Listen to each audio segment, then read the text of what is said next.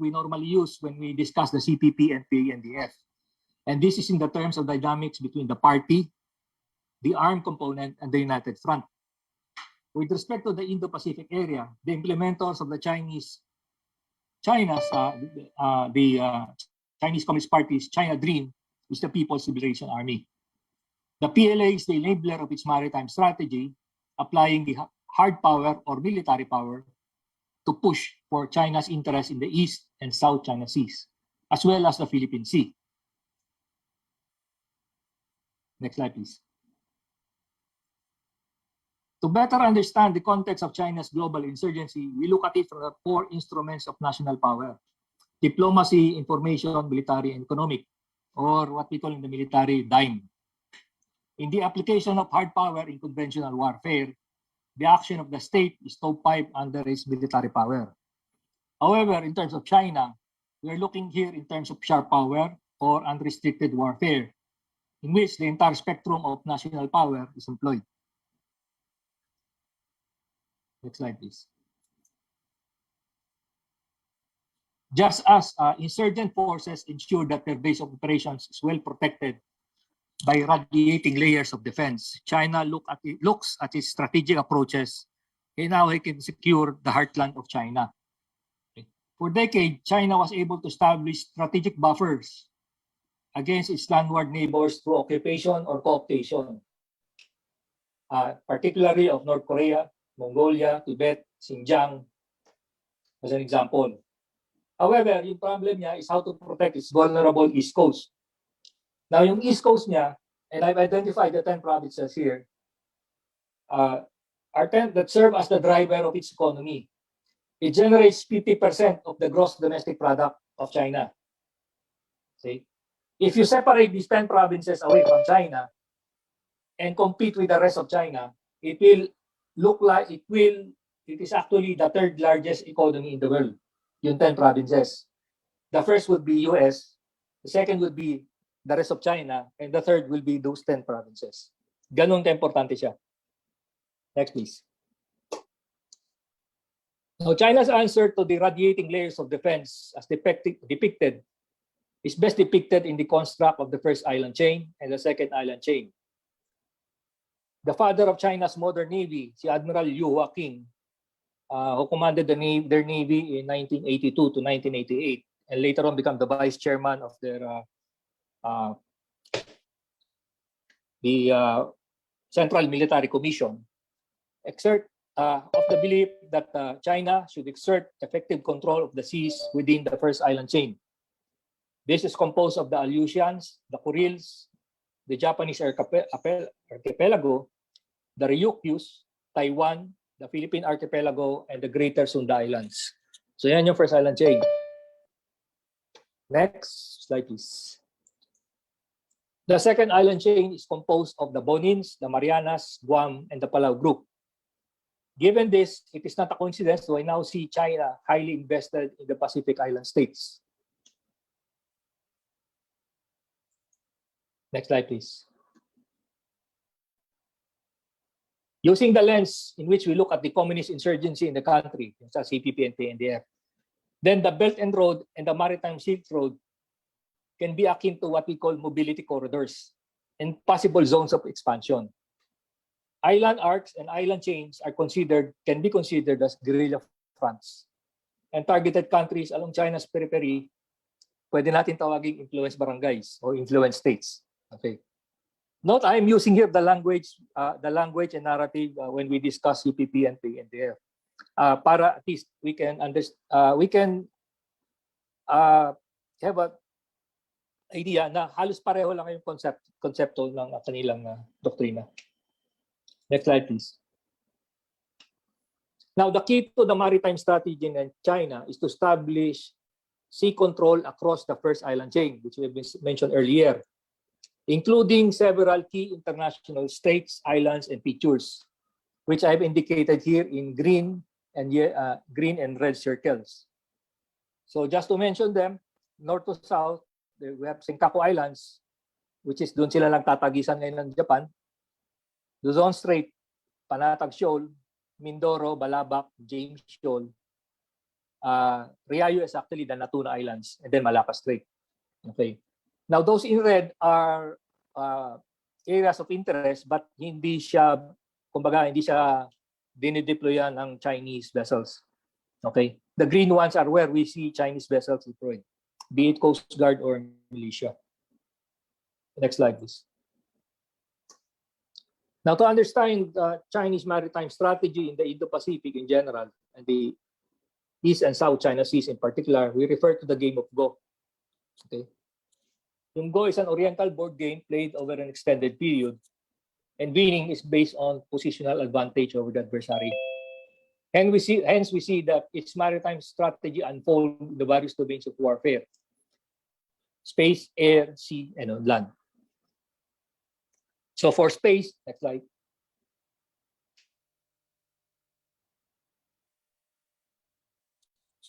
Next slide, please.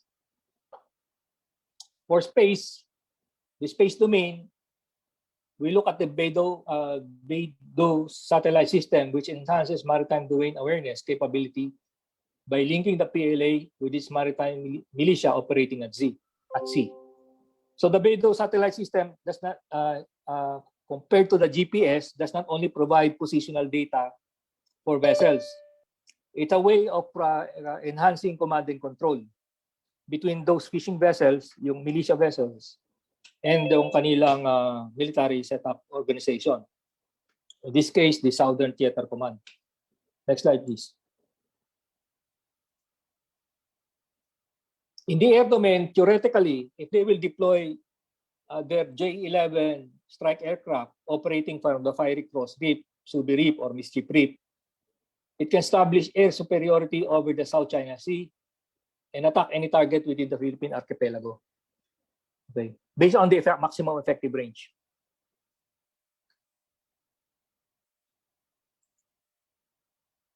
Next slide, please. In the maritime domain, the PLA Southern Theater Command orchestrates sea control to coordinated employment of diverse military capabilities in order to establish sustained naval presence anywhere in the South China Sea, and de facto control over the Spratlys, the Paracels, and the Scarborough Shoal. So what are these components? First is the PLA, force of choice for establishing naval presence in the uncontested reefs and shoals is yung militia. The second one is the Chinese Coast Guard. And those are for isles and features that is actively being contested by them, but occupied by us. Example would be Ayungin Shoal. The PLA Navy vessels are employed to challenge all foreign navies transiting and conducting operations in the Calayan Island Group, as well as in the West Philippine Sea and the South China Sea. And lastly, the Chinese occupied isles and features themselves enhance sea control by projecting a defensive and offensive bubble with its installed surveillance and weapon systems, as well as serve as staging base for naval, coast guard, and fishery militia vessels.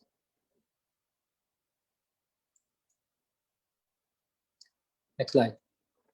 In the littoral domain, and take note of this, control over the littorals or peripheral coastal states such as the Philippines can be done through the acquisition of strategic real estate, such as airports, seaports, shipyards, islands, mining areas, coastal tourist properties, among others.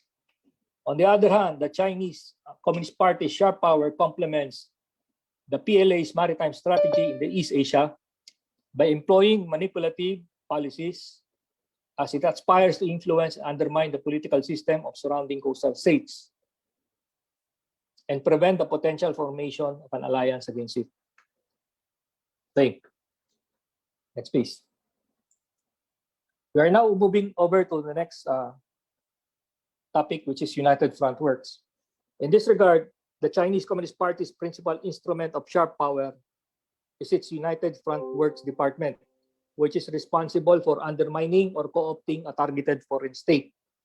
In fact, Xi Jinping has singled out United Front Work as a magic weapon and has been pursuing its innovation since his assumption to power in 2012. Its aim is to influence voters in foreign democracies to adopt domestic policies favorable to China. Next slide, please. Among its objectives are to co-opt and influence policies of foreign states toward Chinese ends, and to reach out to guide and targeted individuals and groups inside and outside of China. The rest of the latter two objectives are for domestic requirements of China. Okay, next slide, please. Now, aside from the United Front Works Department, which is in the extreme left of the PowerPoint slide in red box, they also have the other departments from the International Liaison Department and the Central Propaganda Department, which is also thus engaging United Front activities. In Xi Jinping's view, the CCP, or the Chinese Communist Party's Belt and Road Initiative, should be supported by United Front work. He believes that China must improve its diplomatic capability of rule-making, agenda setting, and propaganda international community for the purpose of enhancing its influence on the global governance, as well as its soft power. The United Front Work Department provides strategies and tactics used in support of broader political warfare campaigns. They are actions designed to influence foreign governments, leaders, businesses and industries, academia, media outlets, and other key elites in a manner that benefits China.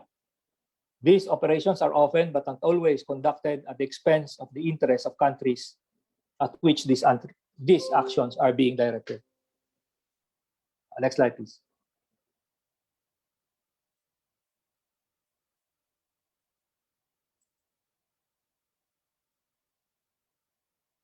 Similarly, the People's Liberation Army's doctrinal roots started off in 1999 with the concept of unrestricted warfare, which calls for a full spectrum approach to warfare, including peacetime actions that fall short of war. It also expands across economics and material resources, religion, culture, environment, and information networks. It was not until the doctrine of the three warfares was published in 2003 by the Chinese Central Military Commission that its military had the formal tools for non-kinetic warfare. Next slide, please. The three warfares has three distinct components: psychological, media, and legal. Psychological warfare is meant to influence decisions, create doubts, deceive, and diminish the enemy's will to fight.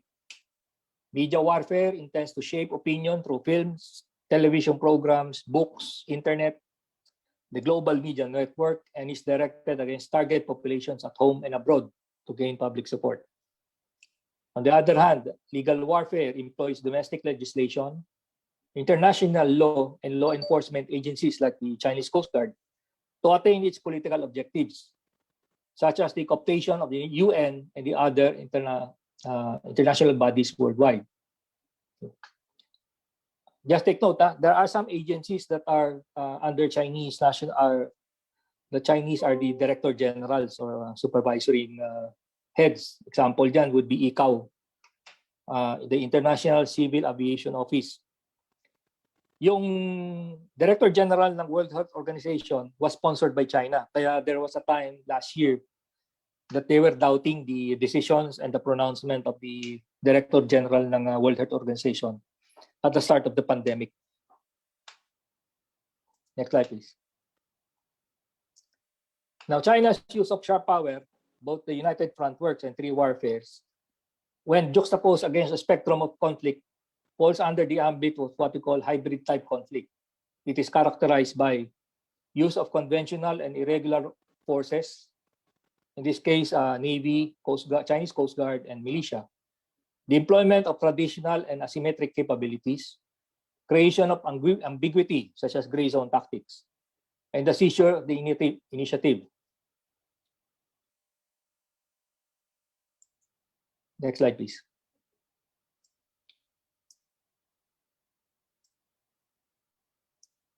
The threat of China's global insurgency in Southeast Asia gives rise to four possible scenarios, which will have a significant effect on the region's stability.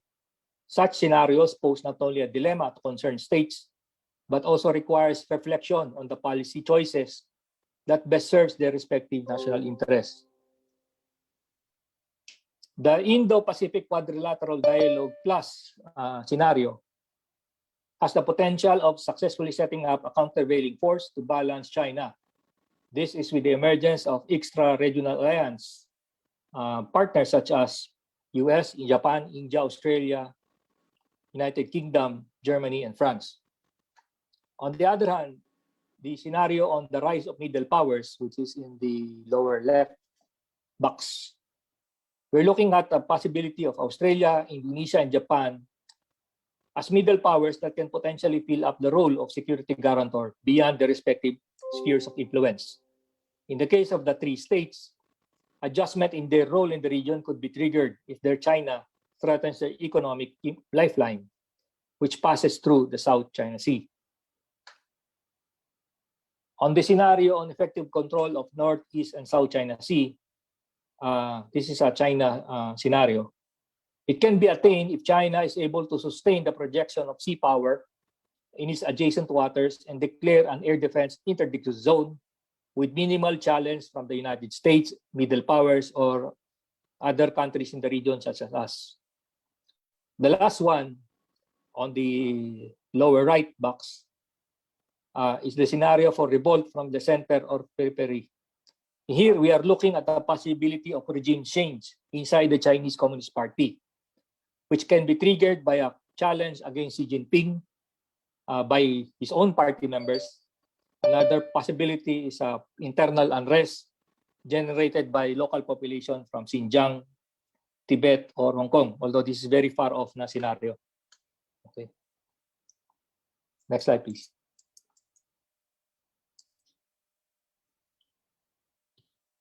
Now, all the discussions this afternoon is, if you summarize it, this slide will already capture everything. Now, this model shown provides the framework of analysis of China's actions and its impact on our interests, the Philippines. From the Chinese Communist Party standpoint, the application of its hard power and sharp power against the Philippines has two desired outcomes: the cooptation of the government's decision-making process in their favor, and the effective sea control over the West Philippine Sea, or our EEZ. The successful conduct of influence operations is expected to result in a change in attitude, behavior, and decisions of targeted institutions or elites or personalities within the country. On the other hand, the sheer preponderance of the PLA sea power and a failure to craft an effective response on our part will likely result in the loss of the West Philippine Sea. Next slide, please. Now, in this table is in detail the employment of the Chinese Communist Party's hard and sharp power, and it will be able to attain the following objectives. So from the instruments of national power, we look at the objectives and ano yung potential range of actions within those objectives and those instruments of national power. So let's take an example, no, on the diplomatic aspect. Okay. The objective would be to undermine the country's alliance with the United States and weaken the country's claim in the West Philippine Sea. So ang potential range of actions niya would be cooptation of government for their interests, cooptation of political elites and parties, or electoral interference. In terms of example naman, economic, their objective would be likely unimpeded access to our natural resources. For example, the Philippines is the #1 source of nickel for China. Although they have other sources, they import much of their nickel sa atin. So, what are the potential range of actions for this? Cooptation of the local government unit, economic and business elites, and government regulatory agencies. Deprive fisher folks of livelihood, and the objective is sustained sourcing of ore and minerals. So, example lang yan. Okay, next slide, please.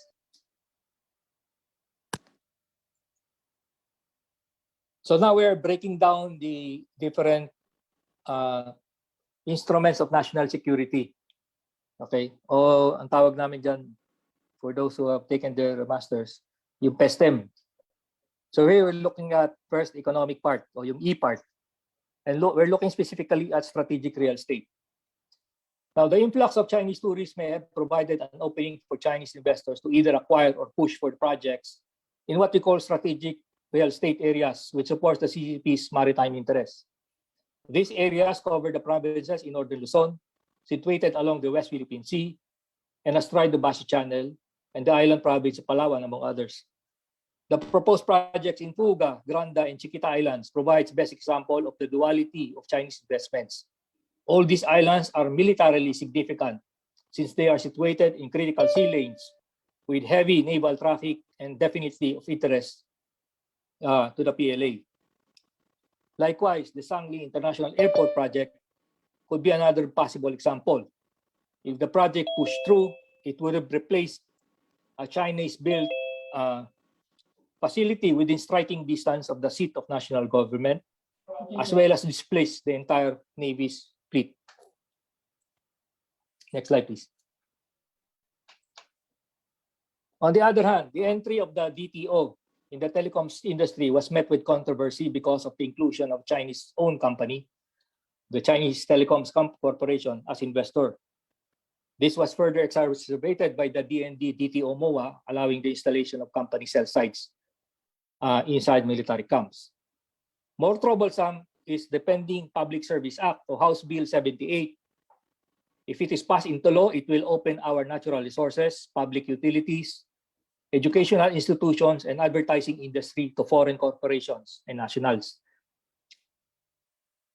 If the oversight mechanisms put in place by Senator Grace Poe are achieved under Senate Bill 2094, are not achieved during the implementation phase, our national security posture will be severely compromised.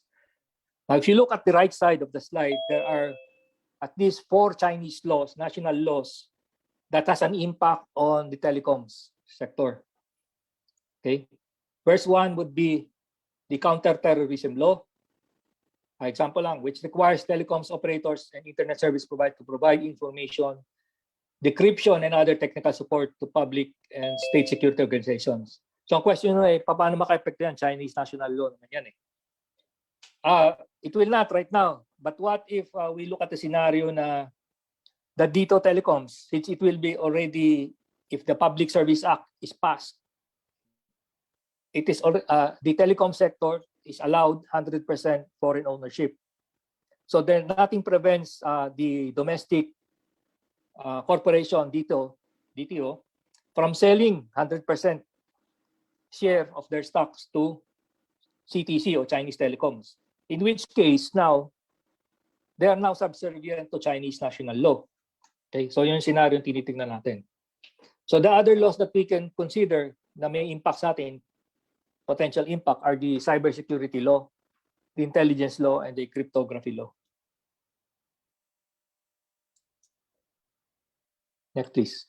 In terms of potential cooptation of political elites, the best example is the running engagement between the ruling Partido Demokratiko Pilipino Lakas ng Bayan, or PDP Laban, with the Chinese Communist Party in the last few years. On 2 occasions, its former head, Senator Pimentel, along with other party officials, actually visited China. Last January 26, which was the 100th anniversary of the Chinese Communist Party, the PDP Laban was also prominently mentioned during that activity. Next slide, please. Likewise, cooptation of local government units is possible, considering the sprouting of what we call the sister city and sister province arrangements across the country. Without government oversight, direct relations with local government units could undermine policies of the national government. So I'm not sure if national government is looking at this. Kasi when I was still attending the NTF WPS in 2016, walang oversight mechanism then. So I hope na-correct na to. This was corrected already. So on the slide, you can see are the cities that have relationship, okay, sister relationships. Okay. So tingnan natin Palawan. Ang Puerto Princesa City has a sister city arrangement with the city of Belhay and Wuxi. Okay? Nakalagay dyan.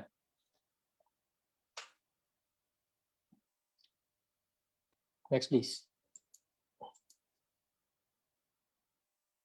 Now, in the United States, the Chinese Communist Party was allowed to set up media companies promoting Chinese and party interests. They can actually set up TV stations, but lately, the US has been restrictive. They are now all Chinese media practitioners in the United States have to register as foreign agents. Okay, so meron ng batas to address yung ano nila. But before, wala. However, the country, the national government allowed Chinese cultural programs to be aired in the PTV4, country's government station. So maybe this in itself, you say, wala namang mali siya yan eh. So okay lang. More so, a few years ago, it provided scholarships for several employees of the Presidential Communications Office of PCOO. On another occasion, its National Radio and Television Administration sponsored 30 journalists to attend a 14-day seminar in Beijing and Shenzhen. Given the circumstances, we have to be concerned about whether what type of training they were provided for and whether this training was misused. Next, please. Now, as I said earlier, the country is China's #1 source of nickel. Such a strategic resource may likely end up in the PLA shipbuilding and modernization program. Kasi nickel is a component of steel. Okay? This is a good example of its what we call military-civil fusion development strategy, in which we see the convergence between its economic and social development strategies with its security strategies.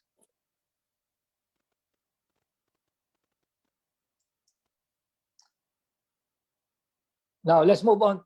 Sige, next slide. Let's now move on to notional defense posture. We look at 4 major types of threat and the potential scenarios that could confront the country. Okay. So dito parang we're just wargaming what are the possible types of threat and how it will impact on us. So if you're looking at the West Philippine Sea as a symmetric potential for symmetric threat, the potential scenario we're looking at is actually nangyayari na, the militarization of the South China Sea, a potential conflict in the West Philippine Sea due to miscalculation, o merong nagkamali somewhere down the line sa ground na nag-cause ng conflict. And the last one would be Chinese foothold in strategic areas in the Philippines. Next slide, please. Given the various scenarios which were depicted in the previous slide, and the domains of warfare, which are outlined here, there are potentially 5 lines of efforts from a military standpoint na pwede natin gawin. So we're just looking at the military component of the instruments of national power that we can employ as lines of efforts. Okay? So we're looking at a whole of government approach, sea control of stocks, sea denial, in island defense, in island seizure, so strategic deterrence. The next slide, please. So if we have NTF LCAC to address the threat from the CPP, NPA, and their NDF, we also need a whole of government approach to counter political warfare being addressed against the Philippines' interests. Okay. This means developing measures to protect the country's bureaucracy and businesses and other targeted areas from China's malign influence. This can be executed by capaciting the security of our bureaucracy, extending oversight over our local government units, foreign-related activities, extending security and cybersecurity oversight in businesses and industries, protecting our electoral process, and reviewing and formulating laws to fight foreign interference in its various forms. From here, we can take examples from, let's say, Australia and the US, which has key legislations that addresses the combats foreign interference. Next slide, please.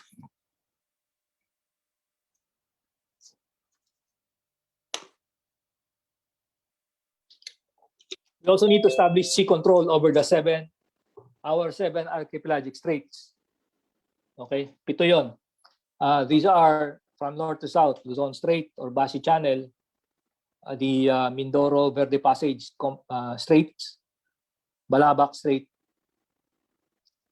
Sibuto Strait, Basilan, Surigao, and San Bernardino. But dito, facing westward, ang concern lang natin yung 4. Luzon/Basi Channel, Mindoro/Verde Island Passage, Balabac Strait, and yung Sibuto. Bakit Sibuto? If you remember, a few years ago, pinasok ng China dyan yung Liaoning, yung aircraft carrier nila, at lumabas ng Balabac Strait. And that's why we're looking also at Sibuto Strait as a vulnerability natin from the south. Okay. Now, this strait serves as ingress-egress to the adjacent seas around the country, with the capability to monitor traffic at sea, undersea, air, and electromagnetic space, and acquire the ability to interdict sea, undersea, and air targets. Okay. So of them, the most critical are yung I mentioned in the red circles ay yung 4. Next slide, please. We need to develop a sea denial capability in the West Philippine Sea by acquiring the appropriate weapon systems. So kanina I was with the Coastal Defense Regiment ng Marines giving also a short lecture.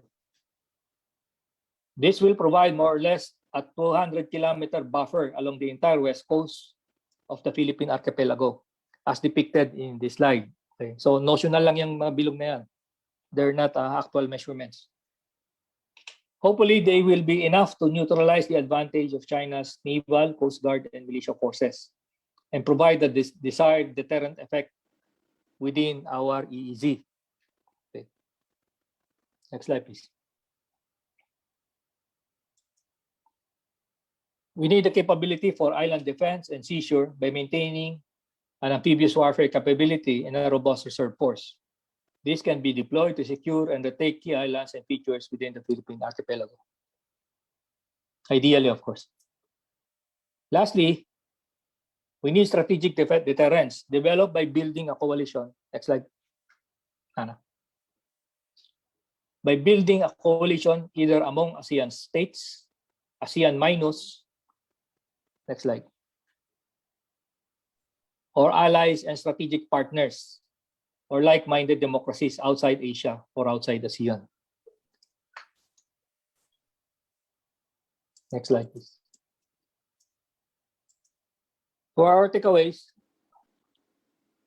1, in summary, Southeast Asia will have to live with an emerging full-spectrum US-China strategic competition for years to come.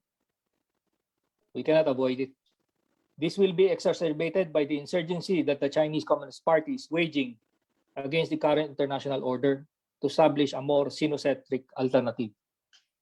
However, the more compelling and immediate concern for the Philippines and our neighbors is China's drive to attain sea control over the first island chain and naval presence in the second island chain, as well as extend influence over the archipelagic states in between, which includes the Philippines. Next, please.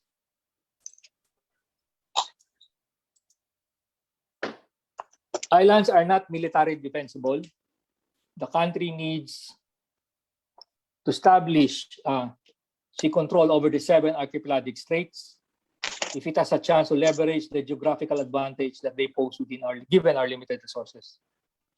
Failure to control them will allow Chinese maritime forces to use them for strategic maneuver by sea. At best, with the sea denial capability focused towards the West Philippine Sea, we can neutralize China's naval advantage on our own.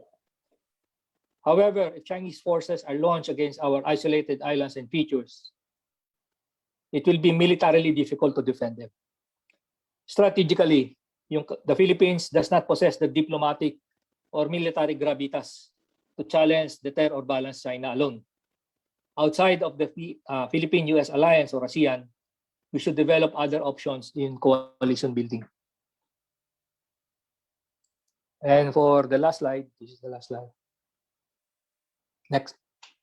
With regards to the Chinese Communist Party's united front work activities in the country, without any concrete evidence and relying only on cursory observation, of our domestic politics tempo, the situation is not encouraging. There are no mechanisms within government that appreciates the security challenge it poses and more so mount an effective counter strategy. Under current circumstances, we have to rely on other means to prepare and defend ourselves. And that will be a defining moment for the survival of democracy in the country. With that, that ends my presentation. Thank you and good afternoon.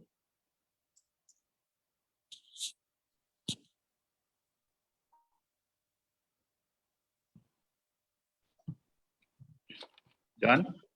Yes, thank you very much, Sir Rommel Ong, for that very natakot ako bigla doon sa presentation ni Admiral Ong. Parang ano na sir, Westcom, parang medyo disadvantages na tayo. Yes, but before anything else, I would like to thank our resource speaker for that very informative presentation. And now we would proceed to our question and answer portion. And hopefully our resource speaker would be glad to answer the questions natin. Ano? So now the floor is open for questions about the lecture or presentation provided by our presenter, Rear Admiral Rommel Ong. The floor is now. Diyan yung easy question, sagutin ko yung hard question kay Westcom. Yes, sir. Sige po, pwede na po tayong mag-throw ng question sa ating distinguished resource speaker. Siguro we can start from the media kung nandito si Maririt. Pat? Nandito ka pa ba? Hi sir, good afternoon. Nandito pa ako. Nagpe-prepare pa ako ng questions pero sige po, i-start ko na lang po for Admiral Ong. Good afternoon sir, thank you for your presentation. I would like to know more about ito pong sister cities arrangement. Baka pwede po kayo mag-elaborate and what it means, especially dito po sa Puerto Princesa. Well, by itself, sister city arrangement or sister province arrangements are cultural, socio-cultural exchanges between two cities, and it is not confined between Philippines and China. I presume we also have sister city arrangements with between Philippines and US or Philippines and other countries in the world. Okay. Ang concern lang naman natin dito sa ang hinihingi natin dito sa situation na to is national government oversight on these arrangements. Okay. Para na mo-monitor at nabibigyan ng guidance yung LGUs, local government, on what they should do and not do. Okay. Kasi hindi natin alam yung kung hindi dumadaan yung papel kumbaga sa national government at biglang nagpirmahan na lang sila. Hindi natin alam kung ano yung laman ng terms of reference or yung MOA na pinagpipirmahan nila. In the same manner, i-compare ko lang yung sa amin sa military noon. I think ginagawa pa rin na yun. Whenever pipirma ang military ng isang document with another country na military din, pinapakita namin to sa Department of Foreign Affairs for their comments. Kasi hindi sila yung sila yung institutional expert at saka sila yung institutional governing agency on matters of foreign policy. So bilang pagtugon sa kanilang mandato, pinapakita natin yung and kino-correct namin yung kung may nakikita silang mali o kailangan baguhin ng kaunti para igabay yung tamang pagkakalatag o pagkakaambag ng ng dokumento na yon. So yun yung inaano natin dito natingnan. May follow-up lang ako question, Admiral. Is this a cause for concern, yung ganitong klaseng arrangement? Oh, it's a cause of concern because of the uncertainty it provides because of the lack of oversight. Now, if there is oversight on the part of, let's say, national government, di wala tayong problema. Alam natin yung bawat tuldok at tama nung pinagpipirmahang papel. Okay? But unless we have that kind of oversight mechanism, it creates uncertainty. Hindi natin alam kung ano yung binigay o pinapprove o pinapahintulot ng MOA na pinirmahan ng bawat partido na syudad. Okay. Now, on the part naman on China, we must remember that highly centralized yung ano nila, yung partido nila. And part of their mechanism for influencing other countries is through these systems. Okay. Hindi naman natin sinasabing mali o bawal outright kasi ginagawa rin natin sa ibang bansa yan. Okay. So kung titingnan natin, susuriin natin yung arrangement between the Philippine city and a Chinese city, dapat din suriin siguro yung kung ano man yung arrangement natin between a Philippine city and let's say Australia or let's say US. Ganun lang naman yun. Okay, thank you po, Admiral. Thank you. Okay, baka may maisip ka pang follow-up question, Pat, but let's give others a chance to ask also. Sige po, sir. Thank you. Yes, thank you, Pat. Any more from other media present here? From Miss Goody Sarsagat? Goody, may question ka ba? And this is not limited sa media peers natin dito, no? Anybody could ask question also. Basta kayang sagutin ni Admiral. Okay yan.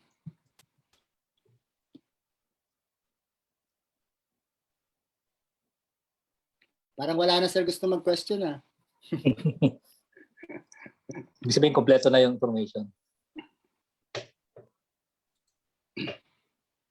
Sir Sir, Jovic, if I okay may? lang isa pa. Sorry, sige. Sila na lang po.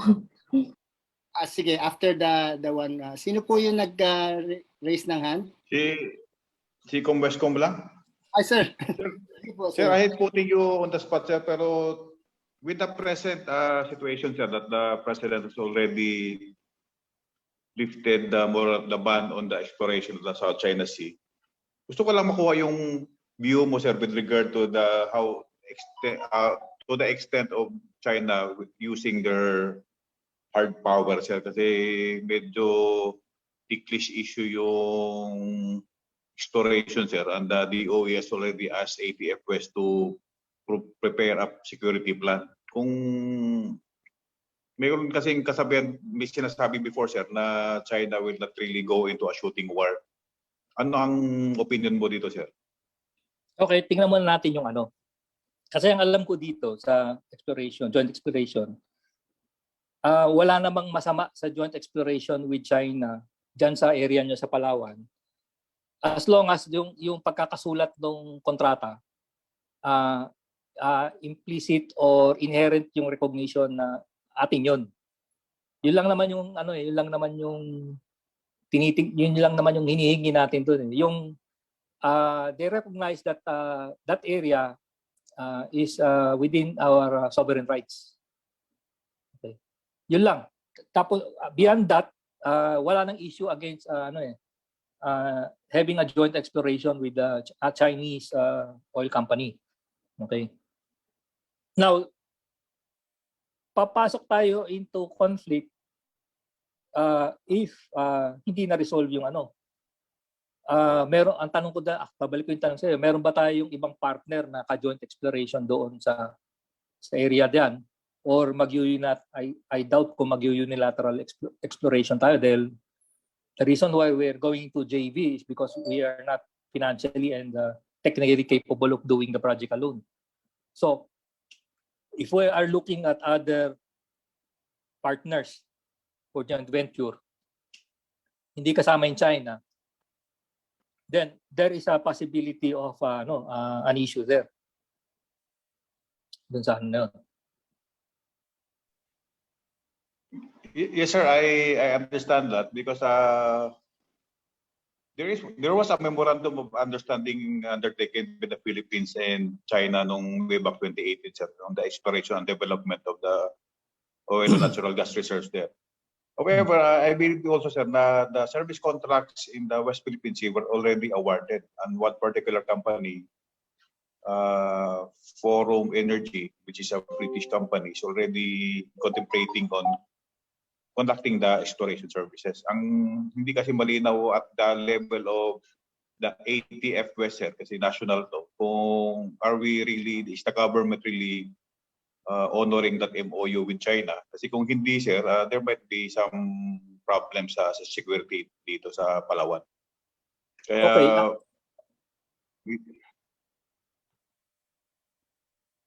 Ang alam ko kasi yung Forum Energy was also trying to work out on its private sector, no? Forum Energy Yes, sir, was yes, also sir. trying to work out a joint venture with yung Chinese company on its labas yung government doon. So dito, Yes, sir. nakita ko rito, baka ano to negotiation strategy ni Forum Energy para makompel si Chinese company makipag-usap na. Para ma-force yung hand ni Chinese company na makipag-usap. Kasi, kumbaga, hindi umuusad yung discussion dito. If tama yung information ko, parang pinalit, kaya naman yung national government nagdalawang isip dito. Nag-back out yung China doon sa MOA, doon sa provision on sovereign rights. Parang gusto niyang baguhin. Kaya nagdalawang isip tayong ituloy yun, kaya hindi siya umusad. Okay. So baka yun baka ngayon yung Forum Energy kasi ang pressure sa atin yung Malampaya nasa na lang niya ang life cycle niya 4 to 5 years. Mga ganun, sir. So yun ang pressure sa both sa national government at saka sa private sector involved in the power generation. Kung hindi ito ma-resolve, hindi immediate, we will suffer yung na yan. We will suffer 5 years down the road. Okay. So, kumbaga we want this resolved, whether JV ka with China or JV ka with somebody else. But definitely within 5 years, gone na yan, wala na yan. And we all know Malampaya, nakadepende yung national grid saka yung Luzon grid sa Malampaya. So bagsak niya economy na. So it's a strategic concern talaga. And we can understand kung bakit may pressure on all sides to resolve that issue. Hindi lang siya because of yung conflict o yung it's not so much on the West Philippine issue but more of the economic impact nun sa atin nung na yun. If it is left unresolved. Thank you, sir. I will give chance to the others. Okay, thank you, Comrade Com and Vice Admiral Ong. I'd like to call on our media friend from Radyo Pilipinas, Ms. Goody Salsagat, for her question. Ms. Goody? Oh, sige, thank you po. Medyo kanina kasi, Sir Job, hindi ko masyadong makita yung aking. So, ngayon po yung question ko lang po kay Admiral Ong. Kami, Sir Jove, kaya medyo hindi ko nag-get mga presentation ni Admiral Ong. So, doon ako nakita ko na yung mga takeaways. So, sir, yung pong sa takeaways, nakita ko parang pinabanggit niyo po na malaki ang epekto ng China-US spectrum. Tama po? Ano po bang ibig sabihin? Ang ibig ko sabihin doon, full spectrum US-China strategic competition. When you say full spectrum, hindi lang yan tunggali in terms of yung military, pati economic, technological, cultural. Okay. So, yun yung nature ng competition niya. Kaya tawag natin full spectrum niya. Okay.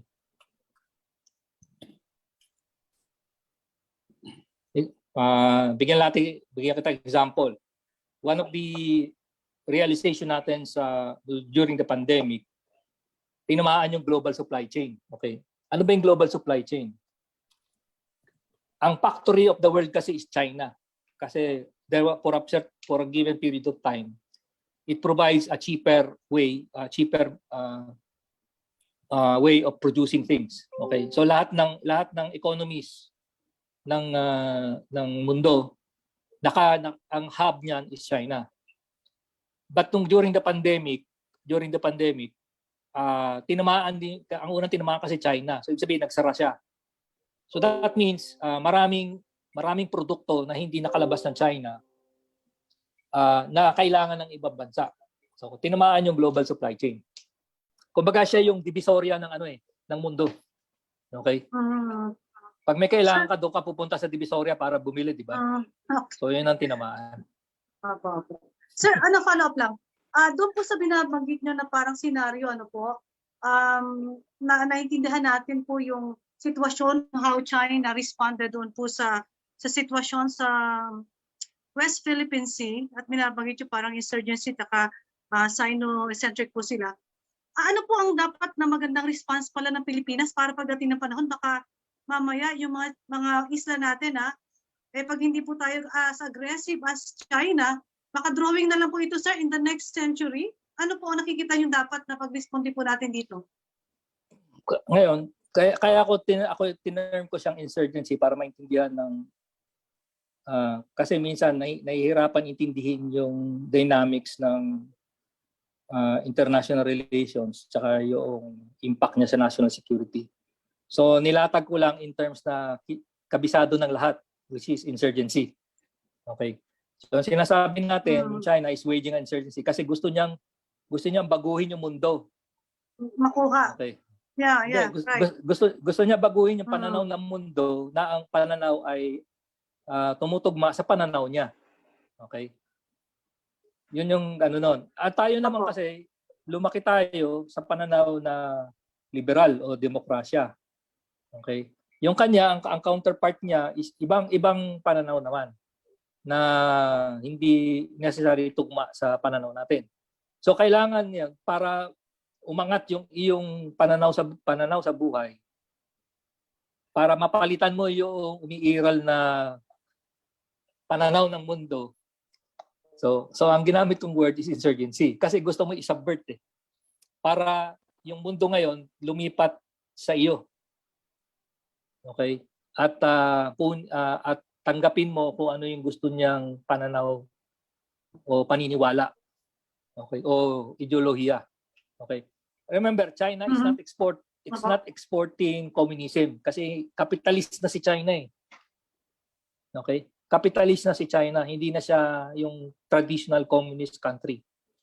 Okay? Nakikinabang siya sa pangangalakal sa ibang mundo, ibang parte ng mundo.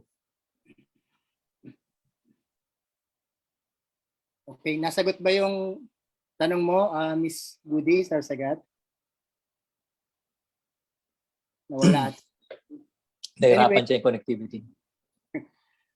May question dito, sir, sa chat box from Angeline Low of Palawan Daily News. Ang question niya, sir, is receive a few Sir, thank you.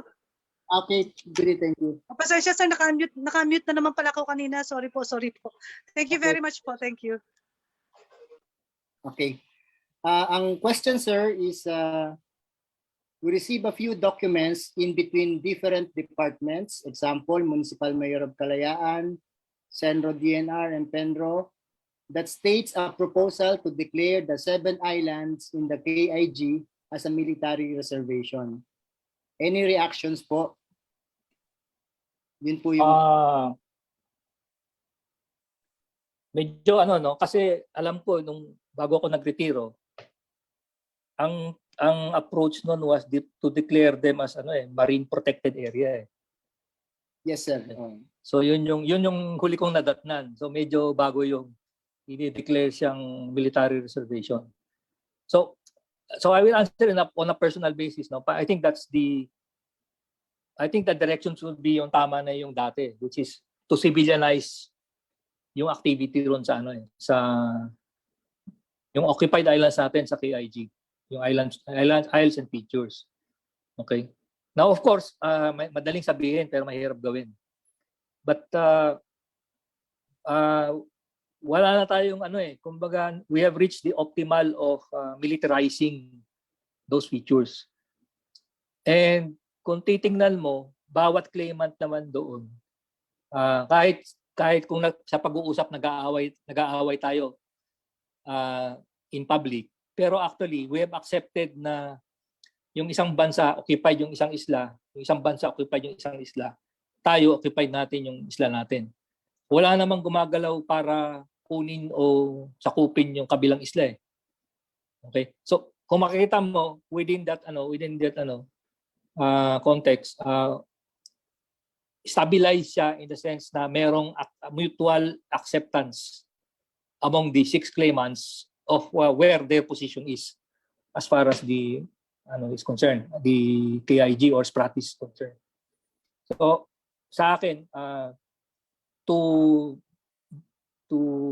deconflict or para bawasan yung tension doon, the better move would be how to civilianize yung activity or commercialize, if you want to use the word commercialized activity. Thank you, sir. Tama nga naman, malaman ng China na dineclare natin na militarized yung area, baka magalit na naman yung mga... Okay, thank you for that answer, Vice Admiral Ong. Hopefully, Miss Angeline, nasagot ni Vice Admiral yung tanong mo, no? So let's move on to other person who want to throw questions to Admiral Ong. Pat, pwede ka na, Pat. Pat?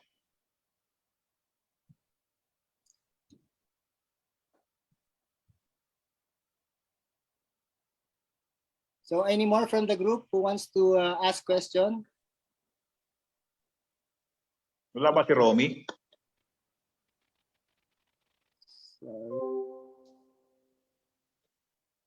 parang wala Comescom eh. Anyway, John, let me add, no, yung tanong kanina, there are indeed moves to declare yung islands to be military reservations, but this is also being in competition with the stand of the DNR to declare them as to declare the islands as a marine protected areas. In fact, yung 10-year development plan ng Municipality of Kalayaan, for the information of our friends, ay basically anchored on that na civilian yung madami doon, and we even took into account yung status ng isang island natin na bird sanctuary. So hindi pwede talagang gawing military yun. Pero anyway, this is a policy decision by the national leadership dito sa Westcom. We are still supporting the plan undertaken by the Interagency Technical Working Group, kasama na yung PCSD and other stakeholders in Palawan, to develop the islands as civilian establishments. In fact, just to echo also the concerns of the other stakeholders na hindi daw nakikita yung military sa West Philippine Sea. Yes, we are not advertising our stay there. In fact, we are, ang term na ginagamit natin, demilitarizing the issue. So, ang palagi nyo nakikita yung mga civilian ships natin tulad ng sa BFAR at sa Coast Guard. But nevertheless, we assure you na nandun pa rin yung Navy ships natin and aircraft conducting our maritime and sovereignty patrols. Para lang maano yung tanong ng ibang tao na hindi nakikita yung military natin. Yeah, we are there. But hindi lang natin hina-highlight yung stay natin doon para maano tayo doon sa national government na not to militarize the situation in the West Philippine Sea. So thank you, Jan. Yes, thank you for that, Comescom. Now, merong mga questions sa ating FB Live kasi naka-live stream to ngayong ating webinar. Sir, kung wala pang magtatanong, nagko-compose pa, may I ask another question, sir? Okay, sure, sir. Sure. Jan? Okay, sir. Go ahead, sir. Kung wala pa, kung nagko-compose pa yata yung mga kasamahan ko ng question. Sir, Admiral Ong, sir, may I just ask kung itong United Front Works ng China, ano ang body, sir, na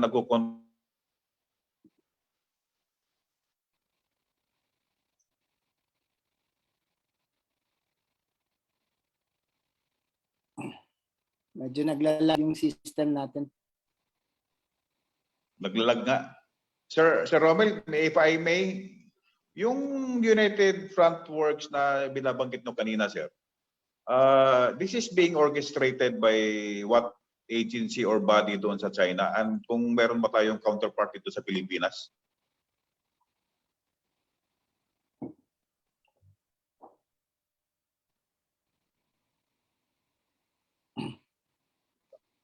Pati si Rommel nawala na ata. Nakamute pala ako. Nakamute pala ako. So, there is such thing as under the Central Committee ng CCP, there is what they call a United Front Works Department. So it's an activity, it's also a department. So yan yung responsible for those type of activities that requires heavy on propaganda and influence operations. Now, most of those in the United Front Works Department is actually directed domestically sa China. Okay? But there are some that are ang pinaka two major sub-bureaus within the department is one focused primarily on Taiwan lang.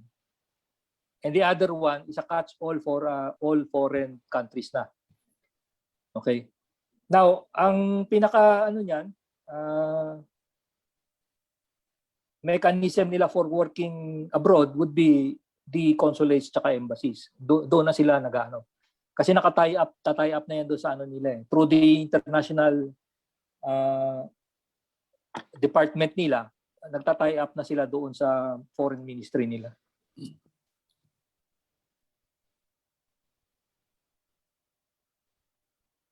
So dito sa atin, sir, would be wala tayong counterpart organization to handle that. Wala pa. Even the US wala kasi nila dinisband nila yung organization na yon after the Cold War. Kaya sila ngayon taghirap din eh.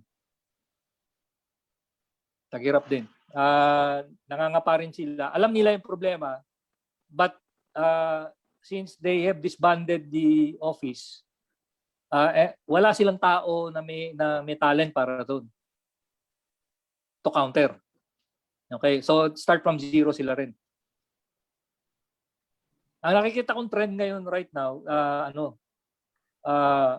in the absence of a capability to counter political warfare, they work through legislation.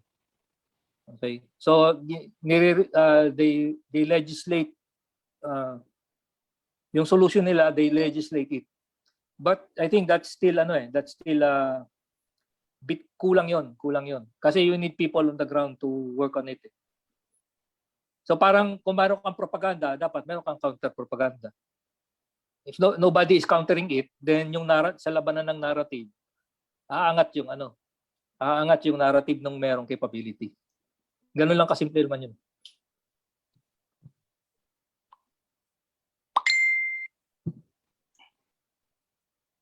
Yes, sir. Maraming salamat po, sir. Thank you. Okay. Thank you, sir. Sir, there are two questions coming from our live streaming of this event. Unahin ko na itong galing kay Mr. Zaf S. Solmarin. Ang tanong niya, on the sisterhood strategy of China, can these LGUs enter a loan agreements with their counterparts in China? I do not know. Gaya na sinasabi ko nga, ang doon sa unang question ng isang participant natin, isa sa problema ang kini-create niya is yung uncertainty. Okay. So the best solution would be dapat government has a way, national government has a way of examining yung documents kung tama ba or is it in proper order. Kung kailangan mo ng check and balance. So whether or not depende, hindi natin alam. Kasi nakakaalam niyan yung nagpirmahan. Okay. So malabo pa pala yun, sir, no? So, siguro ang diyan, kung titingnan mo, at the minimum si DILG siguro dapat Alam niyo yung nangyayari. The minimum, the minimum. Kasi under ano naman niya under mandate naman niya to have some or you can use the Peace and Order Council mechanism. Yung NPOC, RPOC, City Peace and Order Council, you can use that as a mechanism. Kasi yun, existing na yun. Okay. Thank you, sir. Hopefully, Mr. Saul Marina, sagot yung question. The second question is from Mr. J. Balanay. The question is, sir, given the vast information on how China employs its strategies, what are the gaps that you have discovered of which our government can best exploit to at least address China's aggressive stance?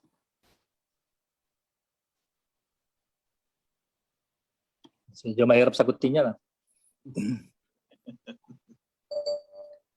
Kasi kahit yung ibang bansa nahirapan sa kanya eh. Tayo pa kaya. Okay? So, siguro ang ano dyan, medyo lulusot na lang ako dyan. Siguro work in progress. Sagot niya, work in progress.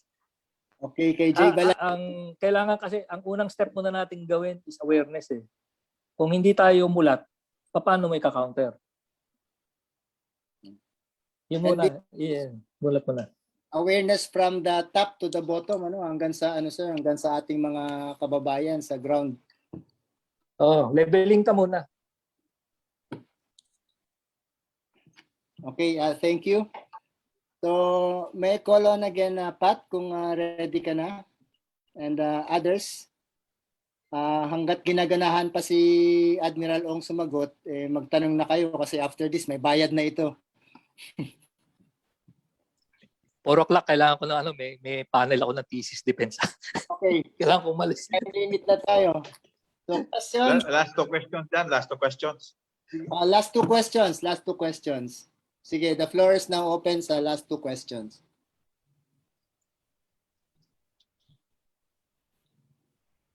Any more? I see a hand raised. Where is it? Wala. Parang may nagtaas ng kamay kanina. You can speak kung may... Hello, Yes. sir. Good afternoon po. Good afternoon. Rinig po ako, sir. Yes, Sir Edwin. Okay, sir. Good afternoon po. I'm just curious, ano po, kasi napag-usapan po kanina na isa sa magandang solution is yung awareness ng lahat dito sa nangyayari. Tanong ko lang po is what could be the role of the civilians in this particular issue, sir? Yun lang po. Pareho lang. To be curiosity, awareness. In fact, tomorrow I have yung Saturday classes ko on national security sa Ateneo. My students are employees of government from other government agencies na taking their master. So I teach the same lecture, yung on national security tinuturuan din namin. So magbasa kayo. And pag-aralan niyo yung issues. Yun yung best way of the first thing you can do. And be vocal, take the issue or put forth yung issue na yon sa inyong respective constituencies o yung respective local governments nyo para aware din sila. Kasi hindi naman pare-pareho yung among the areas, of course, Palawan is the most sensitive on the West Philippine Sea. But if you go by the other provinces, hindi naman ganun nagre-resonate hindi ganun nagre-resonate ng matindi yung West Philippine Sea issue compared to Palawan or let's say maybe Zambales or Pangasinan. Okay? So hindi pare-pareho. So that's the minimum that you can do. Be aware. Kung hindi kayo aware, pag-aralan nyo. Okay po, sir. Thank you po ng madami. Thank you po. Hopefully nasagot ni Admiral Sir Edwin yung tanong mo, no? And of course, kaya rin ginagawa ito ng ATF West through its IEC task group. Itong webinar series natin is to capacitate and make aware yung ating mga constituents sa mga information about our West Philippine Sea, no? Or particularly sa Kalayaan Island Group o KIG. No? And we plan to continue this siguro after this. May mga sustainability aspects pa to that we could cover para naman talaga maikalat natin yung awareness about sa West Philippine Sea, sa KIG, lalong-lalo na yung patriotism natin sa ating sovereignty. Okay? So, last question na po. At may lecture pa si Admiral Ong mamaya. Any more for the last question?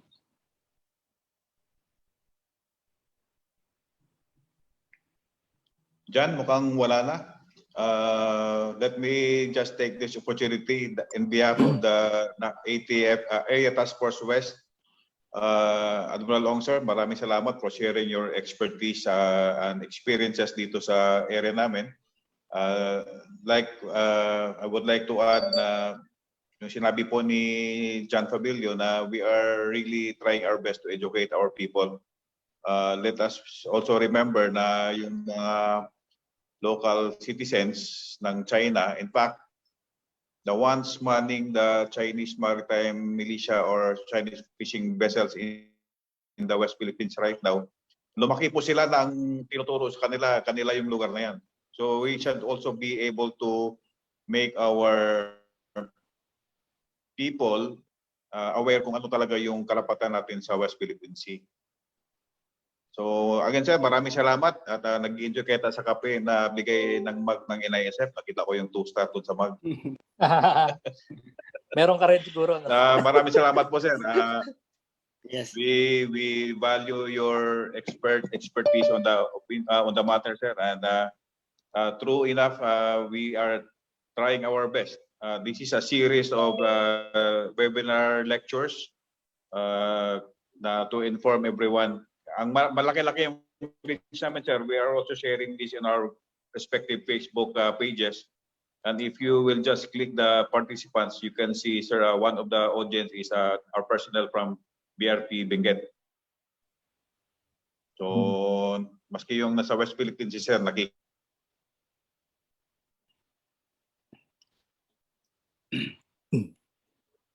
Naghang na siya, no? Kumusta? Mulan ba dyan sa inyo? Sir, maulan sir, pati medyo makulimlim eh. Tapos may mga areas na brown out. Alam mo naman sir, brown out capital na ng ng Palawan ng Philippines yung Palawan ngayon. But anyways, dito. Sige. This is through the guidance of ComWestCom as the chairman of the ATF West also. And I really would like to thank ComWestCom for this. And of course, sir, your indulgence, no? The next mo pa is to know kung tuloy ito ngayong araw. Thank you very much, sir. And before we end, I would like to call on Miss Major Cheryl Tindog. Ma'am Che. Good afternoon, sir. Good afternoon, everyone. May I read to you, sir, the certificate of appreciation we would like to present to our distinguished speaker for this afternoon. National Task Force for West Philippine Sea, Area Task Force West, Information, Education, and Communication Task Group, Puerto Princesa City. Certificate of appreciation is presented to Rear Admiral Rommel Jude L. Ong, Philippine Navy retired, in grateful appreciation for his distinguished and invaluable service as resource speaker on context, dynamics, and implications of the WPS Dimensional Interplay during the ATF West 101 webinar series, given the 17th day of September 2021 in Puerto Princesa City, Palawan. Signed, Mr. John Vincent Fabello, Chairman IECTG, ATF West. Signed, Vice Admiral Ramil Roberto B. Enriquez, Philippine Navy, Chairman, ATF West. Thank you so much, sir. Thank you, Cheryl. Thank you, sir.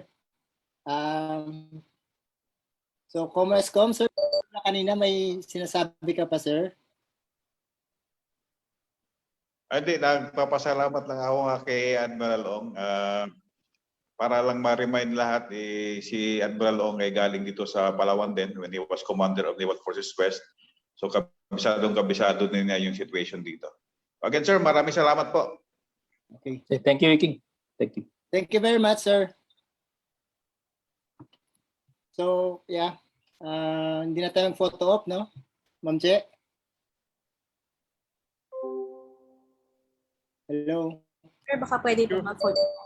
Sige. Before we finally end, baka pwedeng pakibuksan yung ating mga videos para sa isang photo opportunity. At nakakatuwa naman, galing pala rito si Vice Admiral Ong, no? At talagang marami siya experience sa Palawan. Sige, just give the go signal, Captain Tindog, Major Tindog. Side 1 po tayo. Thank you.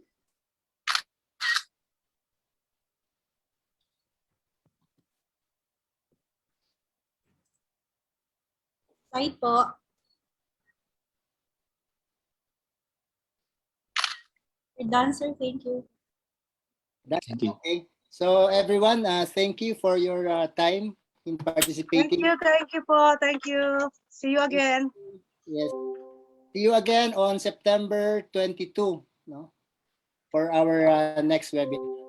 It will be posted sa Facebook page ng ATF West and also sa Facebook page ng PCSD and other member agencies. Comescom, sir, thank you very much for your support and Thank you, guidance.